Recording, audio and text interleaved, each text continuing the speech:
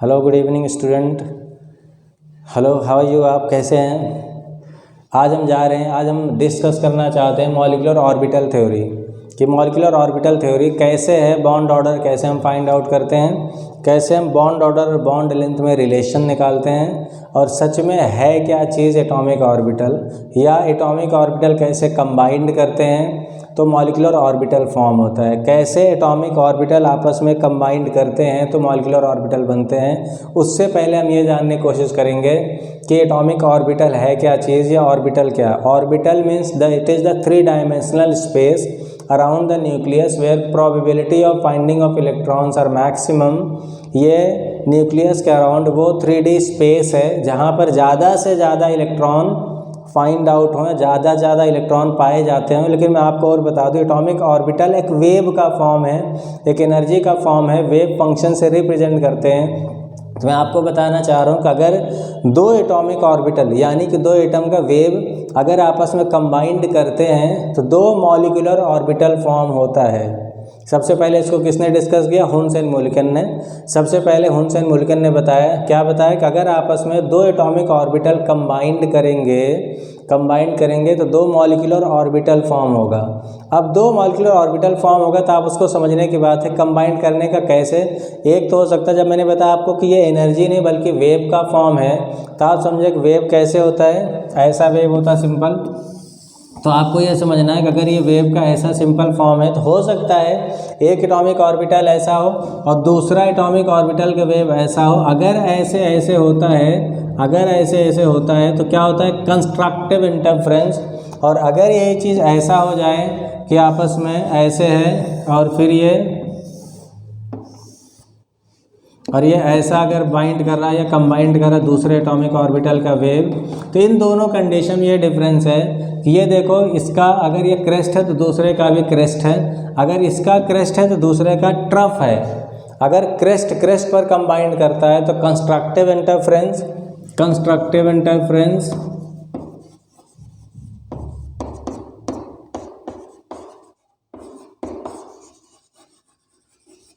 और अगर ये एक क्रेस्ट दूसरा ट्रफ पर जाएगा, अगर ये क्रेस्ट है और दूसरा ट्रफ है तो ये डिस्ट्रक्टिव इंटरफेरेंस।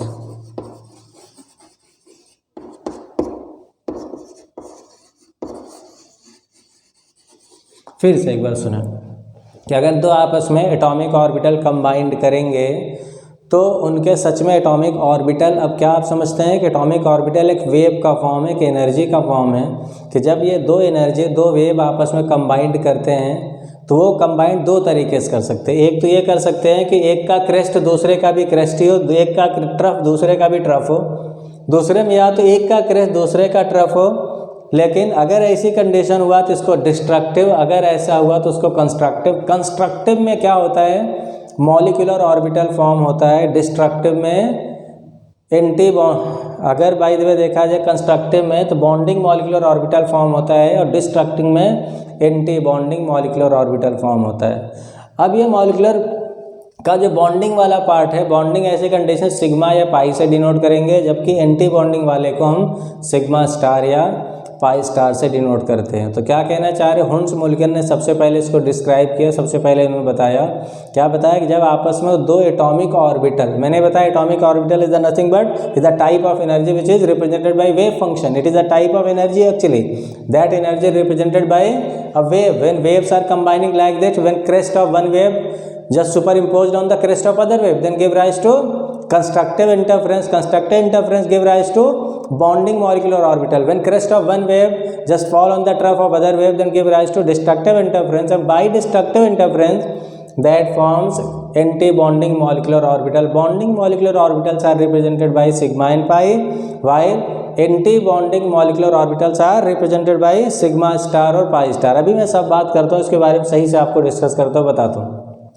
कि ये इस तरीके से 2 तरीके से आपस में कंबाइंड कर सकते हैं। तो मैंने क्या बताया, एटॉमिक ऑर्बिटल एक्चुअली एक तरह से एनर्जी है, एक तरह से वेव का फॉर्म है। जब कंबाइंड करेंगे तो ऐसे कंबाइंड करेंगे।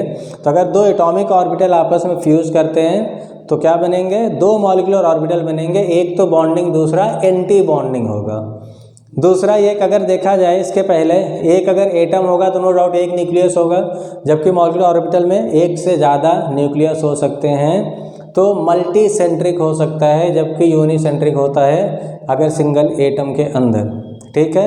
अगर देखा जाए बॉन्डिंग का जो फॉर्म हो जाता है, जो बॉन्डिंग मॉलिक्यूलर ऑर्बिटल फॉर्म होगा बाय कंस्ट्रक्टिव इंटरफेरेंस, ऐसी कंडीशन में उनकी एनर्जी थोड़ी सी कम होती है। जो एंटी बॉन्डिंग होता है उनकी एनर्जी ज़्यादा होगी। जिसकी एनर्जी कम होगी वो ज़्यादा स्टेबल होता है, जिसकी एनर्जी ज़्यादा होगी वो लेस स्टेबल होता है, अब वो ज़्यादा रिएक्टिव होता है। जिनकी, फिर से एक बार सुने, जिनकी एनर्जी कम होगी वो ज़्यादा स्टेबल होगा और कम रिएक्टिव होगा, और जिस ऑर्बिटल की ज़्यादा एनर्जी होगी ऐसी कंडीशन में वो कम स्टेबल होगा लेकिन ज़्यादा रिएक्टिव हो जाएगा। इसका मतलब बॉन्डिंग की स्टेबिलिटी ज़्यादा होगी, बॉन्डिंग की रिएक्टिविटी कम होगी, एंटी बॉन्डिंग की स्टेबिलिटी कम होगी, रिएक्टिविटी ज़्यादा होगी। ये कह लो हाईली ये वल्नरेबल होगा, आसानी से रिएक्शन कर सकता है, आसानी से फ्यूज़ कर सकता है, आसानी से कंबाइन कर सकता है किसी दूसरे ऑर्बिटल से। तो मैं ये कहना चाह रहा हूँ कि बॉन्डिंग की क्या हुआ, एनर्जी आपकी कम हुई, एंटी बॉन्डिंग की ज़्यादा हो गई। ठीक है, आपने कॉपी कर लिया होगा आई थिंक। अब ये मैं बताना चाह रहा हूँ, अगर बाई द वे ये इसी को मैं अब दूसरे तरीके से, वेव फंक्शन जो होता है वो आपका साई से रिप्रेजेंट करते हैं। ये तो मैंने एक बेसिक बता दिया आपको आइडिया, लेकिन वेव फंक्शन क्या होता है, साई से रिप्रेजेंट करते हैं। और साई क्या होता है, अगर बाई द वे दो एटॉमिक ऑर्बिटल है मॉलिक्यूलर ऑर्बिटल, तो ये अगर देखा जाए, या इसको ए बी कर ले आप, ए बी, तो यहाँ पर एक साई ए से और प्लस साई बी से। अगर प्लस तो तब हुआ जब कंस्ट्रक्टिव हुआ, और अगर ये डिस्ट्रक्टिव हो गया तो हम यहाँ क्या लिख सकते हैं, माइनस बी। इसका मतलब दोनों इस वेव के एक बार या तो प्लस या तो माइनस से बन जाता है मॉलिक्यूलर ऑर्बिटल। तो मैंने क्या क्या बात बताई, एक तो कंबाइन करने से दो एटॉमिक ऑर्बिटल कंबाइन करेंगे तो दो मॉलिक्यूलर ऑर्बिटल फॉर्म हो जाएगा, एक बॉन्डिंग दूसरा एंटी बॉन्डिंग। बॉन्डिंग की एनर्जी कम होगी, स्टेबिलिटी ज़्यादा होगी, एंटी बॉन्डिंग की एनर्जी ज़्यादा होगी, स्टेबिलिटी कम होगी। बार बार रिपीट करके आप सुने ध्यान से सही तरीके से। Atomic orbital single nucleus influence था, क्योंकि न्यूक्लियस एक ही होगा, तो उसको यूनिसेंट्रिक मोनोसेंट्रिक कुछ भी बोल सकते हैं। जबकि अगर मॉलिक्यूलर में देखा जाए तो एक से ज़्यादा न्यूक्लियस होंगे, इसलिए मल्टीसेंट्रिक हो जाएगा। ऐसी कंडीशन जो इसमें इलेक्ट्रॉन फील होते हैं बिल्कुल वैसे ही होते हैं। कैसे, ऑफ बाउ या हुन्स रूल के according. First of all electrons are filled into orbital which have low energy, then orbital start filling which have high amount of energy, और electrons are filled into orbital in increasing order of energy। Electron increasing order of energy के हिसाब से fill होंगे। तो मैं बताना चाह रहा हूँ किस तरीके से आपका, जैसे अभी आप, जैसे आपको पता है कि अगर ये एक बस आइडिया दे रहा था, लेकिन इन सब से मैं आपको बताना चाह रहा हूँ एग्जाम में कुछ लेना देना नहीं है, ऐसा रेयर ना के बराबर कभी पूछा जाता है, तो इसलिए आप इस पर बहुत फोकस ना करें। जो मैं आगे बताने जा रहा हूँ क्या, कैसे, और बॉन्ड ऑर्डर निकालते हैं और कैसे बॉन्ड लेंथ उससे कैसे रिलेट करते हैं। कोई भी मॉलिक्यूल कैसे मैग्नेटिक होता है, पैरामैग्नेटिक होता है या डायमैग्नेटिक होता है, मैं उसका ट्रिक भी बताऊंगा। लास्ट तक वीडियो जरूर देखें, ट्रिक भी बता दूंगा फाइनली कि कैसे बिना देखे करने की क्या ज़रूरत है। समझ में आ रही बात, बिना कुछ निकाले, बहुत ज़्यादा बिना लिखे भी आप कैसे आसानी से निकाल सकते हैं, वो ट्रिक भी बताऊँगा, इसलिए वीडियो लास्ट तक देखें। तो मैं बताना चाह रहा हूँ जैसे कि अगर सिंगल एटम होता था तो आप क्या करते हैं, electronic configuration 1s2 2s2 2p6 3s2 3p6 4s2 3d10 ऐसा करते।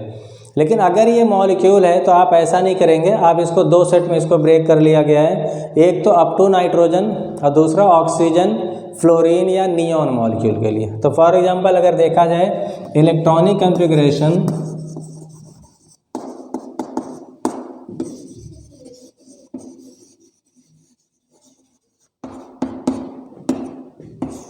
For H2 He2 Li2 B2 B2 C2 N2 तक हम करते हैं। क्या करेंगे, जैसे हम करते थे 1s2, तो 1s का यहाँ पर एक हो जाएगा, एक तो बॉन्डिंग, दूसरा क्या हो जाएगा, एंटी बॉन्डिंग। हम इसको लिखेंगे sigma 1s2 sigma star 1s2 sigma 2s2 sigma star 2s2 pi 2px equal to pi 2py, यहाँ 2। अभी हम इलेक्ट्रॉन लिख दे रहे हैं, बाकी बाद में देखेंगे, जैसे जैसे जितने एलिमेंट है उतना ही इलेक्ट्रॉन लिखेंगे। सिग्मा 2pz2 पाई 2px यहाँ star 2 equal to pi star 2py2 sigma star 2pz2। ऐसे आप लर्न कर लें। वैसे लर्न करने से ज़्यादा अच्छा ट्रिक है कि एक सिग्मा वन था तो वन का बॉन्डिंग और anti bonding without star and star, और ऐसे 2s का विदाउट स्टार एंड स्टार, ये आपका बॉन्डिंग है, ये आपका बॉन्डिंग है, ये आपका एंटी बॉन्डिंग, ये एंटी स्टार वाले जितने भी सारे एंटी बॉन्डिंग, अदरवाइज सारे ये बॉन्डिंग विदाउट स्टार वाले, ठीक है। लेकिन p में आपको मालूम है 3 ऑर्बिटल होते हैं x y z, therefore px और py का इसमें इक्वल एनर्जी होता है। याद रखें, जब इक्वल एनर्जी होता है, आप समझना, इसमें जब इक्वल एनर्जी होता है तो इसलिए इनके इक्वल कर दिया गया। जबकि इनके बाद ये आता है तो इसका मतलब क्या हो, इनसे एनर्जी इनकी ज़्यादा है, इनसे एनर्जी इनकी ज़्यादा है, इनसे एनर्जी इनकी ज़्यादा है। अब हम आते हैं बॉन्ड ऑर्डर की बात कर लेते हैं।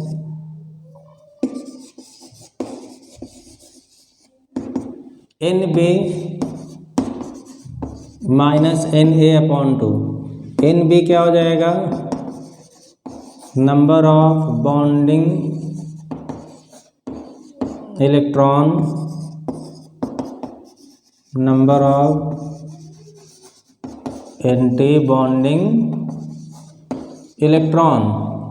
अब पहली बात, बॉन्ड ऑर्डर आप समझते हो कि जैसे number of bonds between atom in a molecule, number of bonds between atom in a molecule, कि जितने नंबर ऑफ बॉन्ड होंगे एटम के बीच में मॉलिक्यूल में। जैसे फॉर एग्जांपल आपको पता है कि ऑक्सीजन में 2 बॉन्ड होते हैं, इसलिए बॉन्ड ऑर्डर ऑक्सीजन का क्या हुआ 2। नाइट्रोजन में 3 होते हैं तो उसका बॉन्ड ऑर्डर 3 हो जाएगा। लेकिन अब ऐसा सब में तो नहीं आप पता कर पाएंगे ना। फॉर एग्जांपल अगर O2 माइनस आ गया, O2 प्लस आ गया, N2 माइनस आ गया, N2 प्लस आ गया, NO आ गया, CO आ गया, इन सब कैसे आप बॉन्ड ऑर्डर निकालेंगे, ठीक है।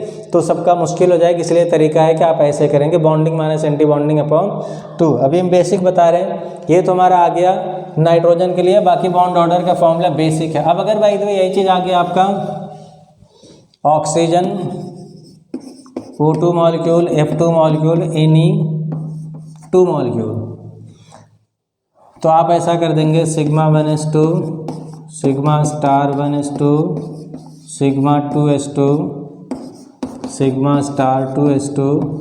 यहाँ पर सिग्मा पहले आ जाएगा, sigma 2pz2 pi 2px 2 equal to pi 2py2, फिर pi star 2px2 equal to pi star 2py2 sigma star 2pz2। अब यहाँ पर ऐसी कंडीशन देखा जाए, सिग्मा 2pz जो हो गया पहले, एक तो याद रखें आप xyz क्या होगा, ये बेस पर होना चाहिए p के बेस पर, क्योंकि p के अंदर ऑर्बिटल में 3p ऑर्बिटल होता है xyz, इसलिए बेस पर आएगा px py pz and px py have equal amount of energy. यहाँ पर ये इसमें इसका मतलब क्या हुआ, सिग्मा 2pz की एनर्जी कम है, जबकि इस वाले के अंदर सिग्मा 2pz की एनर्जी ज़्यादा है पाई 2px पाई 2py से, ठीक है। बॉन्ड ऑर्डर वही रहेगा, bonding minus anti bonding upon 2 आ जाएगा। तो हम बाय द वे बात करते हैं यहाँ पर, फॉर एग्जांपल अगर H2 की बात करते हैं, H2 की बात करते हैं तो हम क्या करेंगे, एटॉमिक नंबर इनका हाइड्रोजन का 1 होता है, दूसरे का भी 1 होगा, 2 का ऐसा ले लेंगे, क्या करेंगे सिग्मा 1s2, 2 इलेक्ट्रॉन था, यहाँ पर 2 आ गया। अब बॉन्ड ऑर्डर अगर निकालेंगे तो बॉन्डिंग, अब यहाँ देखा जाए सिग्मा स्टार लिख तो सकते हैं लेकिन इलेक्ट्रॉन है नहीं, बॉन्डिंग क्या करेंगे minus anti bonding, bonding electron minus anti bonding कुछ है नहीं, तो इसलिए क्या करेंगे अपॉन 0 अपॉन 2, 2 माइनस 0 अपॉन 2, और 2 अपॉन 2 क्या हो जाएगा, ये 1। इससे पता चलता है हाइड्रोजन के बीच में बॉन्ड क्या होता है, 1 होता है। हाइड्रोजन के बीच में बॉन्ड आ जाता है 1। अगर यहाँ पर देखा जाए He2 का देखा जाए तो आ जाएगा एक हीलियम का एटॉमिक नंबर 2, दूसरे का भी 2 आ जाएगा 4, यह आ जाएगा आपका sigma 1s2 sigma star 1s2। तो बॉन्ड ऑर्डर आपका आ जाएगा 2 माइनस 2 अपॉन 2, ये 0 आ गया। ये 0 आने का मतलब क्या हुआ कि हीलियम के बीच में, इसका मतलब क्या हुआ कि हीलियम के बीच में कोई भी बॉन्ड नहीं होगा, that is He2 does not exist. अगर ऐसा आ जाए बॉन्ड ऑर्डर ही 0 आ गया इसका मतलब क्या हुआ कि इनके बीच में बॉन्ड ही नहीं है। जब इनके बीच में बॉन्ड ही नहीं है इसका मतलब ये एग्जिस्ट नहीं करेगा। जब ये एग्जिस्ट नहीं करेगा तो आप समझे कि इसका मतलब हीलियम हीलियम के बीच में कोई भी बॉन्ड नहीं बन सकता। अब हम दूसरा एग्जाम्पल लेते हैं। अभी आप देखते रहे, फाइनल में शॉर्ट भी बता दूंगा आपको, ट्रिक भी बता दूंगा, जिससे कि आप बिना इतना लिखे भी आप आसानी से कर लेंगे। लेकिन आपको सीखना बहुत ज़रूरी। फॉर एग्जांपल अगर डिमांड आ गया ऐसा कि एनर्जी किस ऑर्बिटल का ज़्यादा है, तब आप शॉर्ट क्या मारेंगे, ठीक है। तो ऐसे कंडीशन सभी कुछ होना चाहिए। अब भाई देखिए, अगर यहाँ देखा जाए, आप किसी और दूसरे का ले लिया जाए, अगर ये C2 का ले लिया जाए, अब कार्बन एटॉमिक नंबर 6 होता है तो ये 6 + 6 हो जाएगा, आगे आपका 12। अब ये नाइट्रोजन से पहले वाला तो उसको वैसे करेंगे, σ1s2 σ*1s2 σ2s2 σ*2s2 2 to 4 to 6 to 8 आ गया। उसके बाद फिर क्या करेंगे, π2p x2 π2p y2 2 to 4 to 6 to 8 तो 10 to 12 आ गया। अब यहाँ पर बॉन्ड ऑर्डर निकालें, अगर देखा जाए तो क्या आ जाएगा, बॉन्डिंग में 2 आ जाएगा, ये भी आ जाएगा, ये भी आ जाएगा। तो 2 to 4 to 6 to 8 -2 और यहाँ पर आ जाएगा σ*, ये भी है 2 4/2 तो 4/2 क्या आ जाएगा, ये 2 आ जाएगा। ठीक, इनका ऐसा आ जाएगा। अगर मैं यहाँ की बात करूँ मैं, अब यहाँ साथ में ये भी देखें, साथ में ये भी मैग्नेटिक प्रॉपर्टी भी समझें कि मैग्नेटिक प्रॉपर्टी जब भी मॉलिक्यूल के जब भी इलेक्ट्रॉनिक कन्फिग्रेशन में पेयर्ड होगा, 2-2 होगा कहीं भी, तो आप ये समझें कि सारे डायामैग्नेटिक हैं। और डायामैग्नेटिक का मतलब ऐसे मॉलिक्यूल को अगर मैग्नेटिक फील्ड में रखा जाए, दो मैग्नेट के बीच में रखे जाएं, तो वो मैग्नेटिक फील्ड के अपोजिट डायरेक्शन स्लाइटली डिफ्लेक्ट कर जाएंगे अपोजिट डायरेक्शन में। अगर कोई ऐसा मॉलिक्यूल है जिनके पास कहीं पर अनपेयर्ड इलेक्ट्रॉन होगा, कहीं भी 1 आ जाएगा, इसका मतलब that will show paramagnetic property. और पैरामैग्नेटिक प्रॉपर्टी का मतलब that will move slightly in the same direction of electromagnetic field. ठीक है, तो अगर ऐसे मॉलिक्यूल जिनके पास अनपेयर्ड इलेक्ट्रॉन आ जाएं या जिनके पास पेयर्ड हो जाएं, तो वो मैग्नेटिक या पैरामैग्नेटिक या डायमैग्नेटिक प्रॉपर्टी शो करेंगे। अगर अनपेयर्ड है तो पैरामैग्नेटिक, पेयर्ड है तो डायमैग्नेटिक। अगर अनपेयर्ड है पैरामैग्नेटिक का मतलब slightly will deflect into the same direction of magnetic field, और diamagnetic means slightly deflect into the opposite direction of magnetic field. Magnetic field के सेम डायरेक्शन में डिफ्लेक्ट करेगा तो पैरा, अपोजिट में हुआ तो स्लाइटली, तो डाया। फेरो होता नहीं, कभी फेरो फिजिक्स में होता है, फेरो होता है बहुत स्ट्रांगली, वो same direction of magnetic field में डिफ्लेक्ट करता है। अब हम यहाँ बात करें N2 का, तो क्या आ जाएगा आपका 7 + 7 आ जाएगा आपका 14। तो इसका लिखेंगे σ1s2 σ*1s2 σ2s2 σ*2s2 π2p x2 = π2p y2 σ2p z2। ठीक है, अब यहाँ पर देखें 2 to 4 to 6 to 8 8 to 10 10 to यहाँ पर आ जाता आपका 12, उसके बाद फिर आ जाता आपका 14। अगर आपका 14 आ गया, इसका मतलब क्या हुआ, यहाँ पर बॉन्ड ऑर्डर।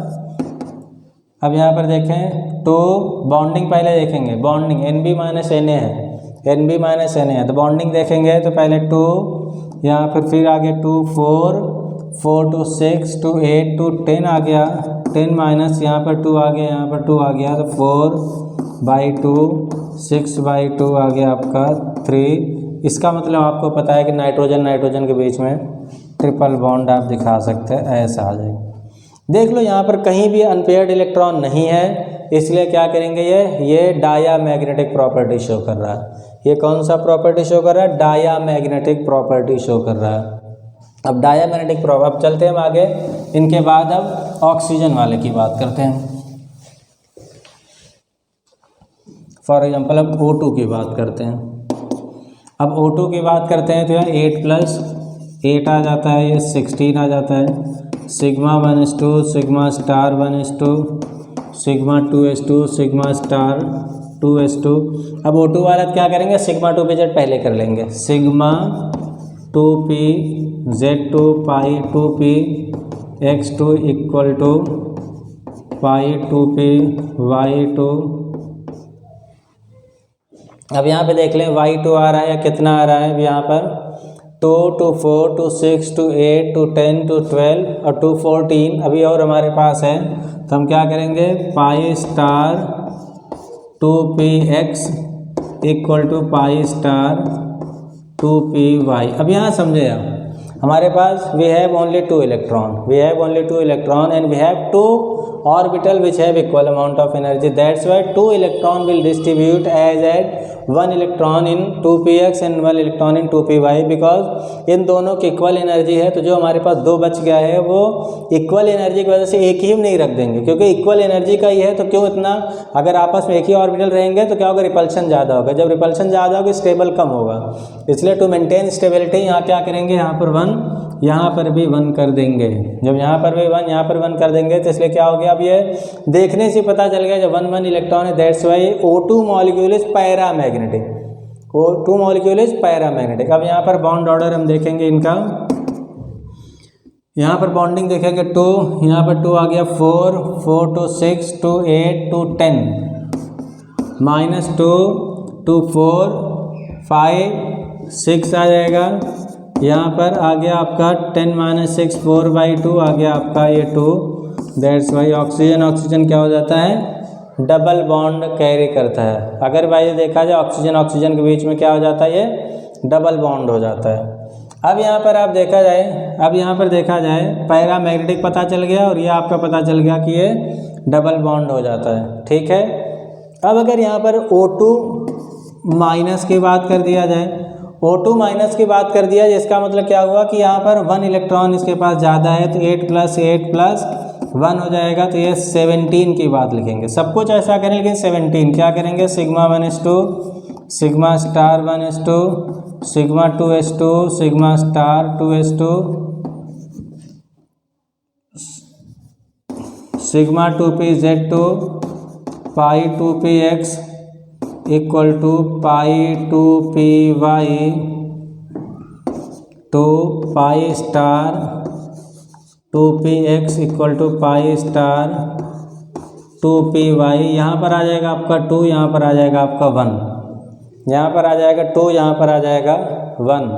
अब ऐसे कंडीशन में देखा जाए 17, ऐसे ही जब होगा, अब बॉन्ड ऑर्डर की बात करेंगे 2 to 4 to 6 to 8 to 10 -2 to 4 to 6, यहाँ पर आ जाएगा 7, तो आ जाएगा 10 - 7 3/2 आ जाएगा यहाँ पर 1.5। अगर ऐसा O2 प्लस लिया जाएगा, O2 प्लस का मीन्स 8 + 8 - 1, तो आ जाएगा ये 15 के लिए। सब कुछ तो वही रखेंगे, सब कुछ वही करेंगे। Sigma 1s2 sigma star 1s2 sigma 2s2 sigma star 2s2 sigma 2pz2 pi 2px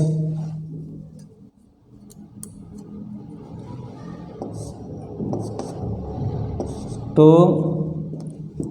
equal to pi 2py2। फिर उसके बाद आ जाएगा आपका pi star 2px equal to pi star 2py। बिल्कुल वैसे है। अब यहाँ पर देखेंगे 2 to 4 to 6 to 8 to 10 to 12 to 14, उसके बाद आ जाएगा आपका 15। तो बॉन्ड ऑर्डर आपका आ जाएगा, आपका यहाँ पर 2 to 4 to 6 to 8 to 10 -2 to 4, और यहाँ पर आ जाएगा 5, तो आ जाएगा 5/2 आ जाएगा 2.5। अब इससे हमें एक अटेंशन लेना है, इससे हमें आइडिया लगाना ये है, एक आइडिया लगाना ये है। क्या लगाना है कि आप देखो O2 का आ गया आपका 2, अब यहाँ पे जो माइनस था 1, तो बॉन्ड ऑर्डर कितना आया, 0.5 कम हो गया है। अगर यहाँ पर प्लस है तो 0.5 इंक्रीज कर गया। इसका मतलब क्या हुआ कि जब अगर O2 की बात करें, अब O2 का बॉन्ड ऑर्डर करें, अब आप यहाँ से ट्रिक समझें, O2 का करें तो आपका आ गया 2, जब O2 प्लस आ जाएगा तो 2 में 0.5 ऐड कर दें। O2 अगर 2 प्लस आ गया इसका मतलब 2.5 और 2.5 हाँ 0.5 क्या और बढ़ जाएगा तो क्या हो जाएगा 3। अगर O2 का अगर यहाँ पर आ जाएगा -1 तो ये 2 में से 0.5 माइनस करे 1.5, अगर O2 में 2 माइनस आ गया तो आ जाएगा 1। ठीक है, ऐसे ट्रिक है। और कभी कभी अगर आ जाता आपका NO जैसे आ जाएगा आपका NO का कुछ ऐसा नहीं है, NO का बिल्कुल वैसे जैसे इसमें है निकाला आपने क्या हो जाएगा 7 + 8 आ जाएगा 15। इनका नाइट्रोजन के तरीके से कर लें, इसका नाइट्रोजन वाला N2 वाला मतलब नीचे वाला जो होगा नाइट्रोजन से पहले उनका कर लें। अगर यहाँ पर आके आ गया आपका CO 6 + 8 फिर आपका 14, तो ये अगर इनका नाइट्रोजन का NO माइनस आ जाएगा, वही अगर माइनस है तो क्या हो जाएगा 1 प्लस, अगर प्लस है तो 1 माइनस हो जाएगा, बिल्कुल वैसे, लेकिन नाइट्रोजन वाले से कर लें, नाइट्रोजन वाले के तरीके से।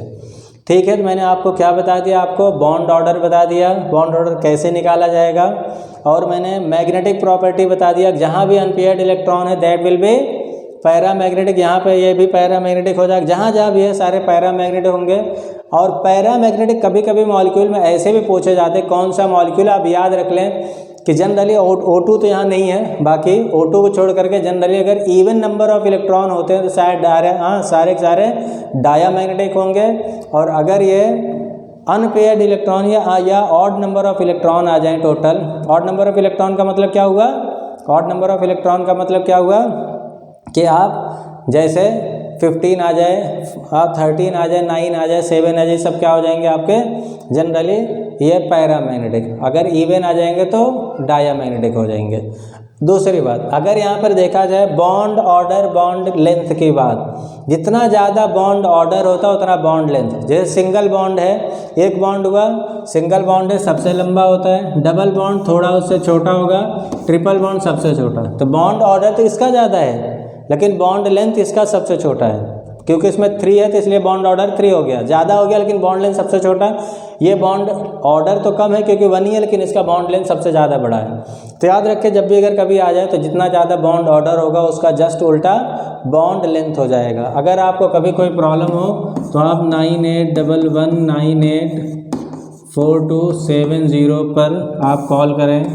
अगर यहाँ भी ना मिले 9650433401 पर कॉल करें। KGN इंस्टीट्यूट है ये, आप इस पर जब भी कोई प्रॉब्लम है तो आप फ़ोन करके कॉल करके आप पूछ सकते हैं। अगर ये वीडियो अच्छी लगी तो आप सब्सक्राइब कर दें, नेक्स्ट वीडियो देंगे तो आपको पक्का सही सिखाएंगे कि हाँ क्या होती है टॉपिक, और नेक्स्ट टॉपिक जैसा आएगा मैं आपको बताऊंगा। आई होप कि वो इक्विलिब्रियम होगा, इक्विलिब्रियम भी हाँ मोस्ट इंपॉर्टेंट टॉपिक है, बहुत अच्छा आपको सही। इसके पहले भी हमने किया था सब्सक्राइब, अगर आपने नहीं किया तभी आप सब्सक्राइब कर लें, जो मैंने उसमें वेसिपर थ्योरी बताया था।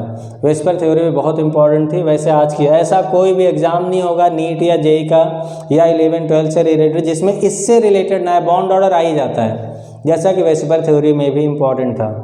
Thank you very much, thank you very much, thank you for watching.